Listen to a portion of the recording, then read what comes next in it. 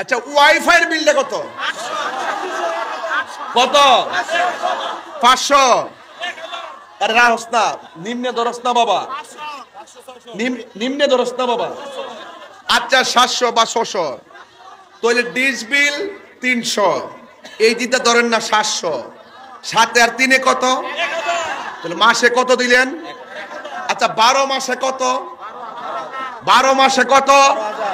12 মাসে 12,000 টাকা বিল দিতে শরীর কাঁপন ধরে না। আর রমজান মাসটা আইলে ইমাম সাহেবকে 1,000 টাকা দিতে তোমার বুকটা কাঁপে কেন? আরে কোন সুদকুর কি আমার সামনে খারিবার সাহস আছে? বেডাটা যে মনে হয় কলজেটা খারাপ না, তাহিরি কাউকে ধরে না, ধরলে ছাড়ে না।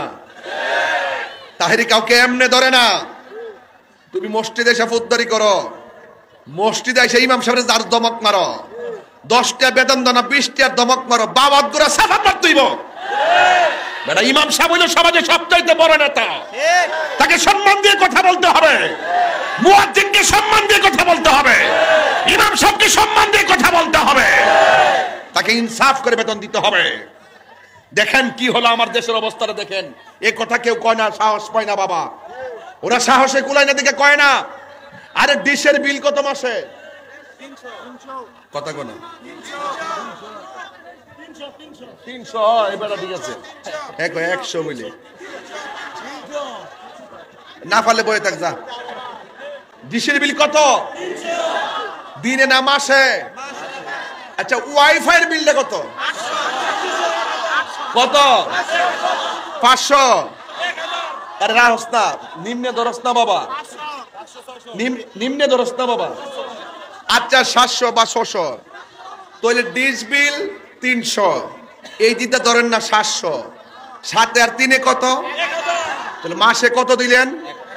আচ্ছা 12 মাসে কত? 12 মাসে কত? 12 মাসে 12,000 টাকা বিল দিতে শরীর কাঁপন ধরে না। আর রমজান মাসটা আইলে ইমাম সাহেবকে 1,000 টাকা দিতে তোমার বুকটা কাঁপে কেন? আরে এই কথা কনা রে, এই কথা কনা ডরে কয় না। এরা মনে করে ইমাম সাহেব মনে উপায় নাই এর লাগে ইমামতি করে না। ইমাম সাহেব উপায় নাই দিকে ইমামতি করে না, শুধু মেহরাবটারে পাহারা দেওয়ার জন্য ইমামতিটা করে।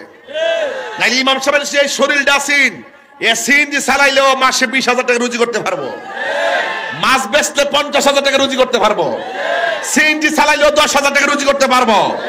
আরে মোদি মানে কোনো চাকরি করলো, সে তার সংসারটা তার চাইতে ভালো চালাইতে পারবে, কতক্ষণ ঠিক কিনা? এরপর 8,000 টাকা বেতন লয়ে হইরা তাহে 8,000 টাকার বেতন দ্বারা ইমাম রে সুদ করে আয়া ডুইক ইমাম সাহেব ফ্যানটা ময়লা কি লেগা মনটা কো সুতাটা খুললে কালনাত মারতাম। আমার মতন তেরা যদি হইতো কইলা মইলা যে জি আর সুদকুর সব আইছেন তো আপনি ফ্যানটা একটা পরিষ্কার করে দেন, এর লাগে আমি একটু দেখতাছি উড়ে না।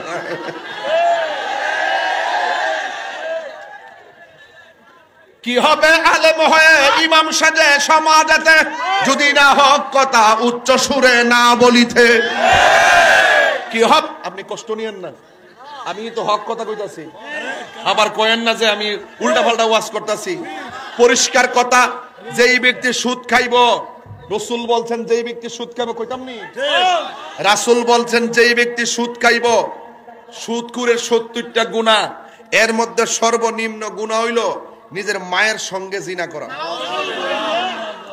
আমনে কোন আমি কি সুদ করে বইকে কি তা বালা করছি না খারাপ করছি?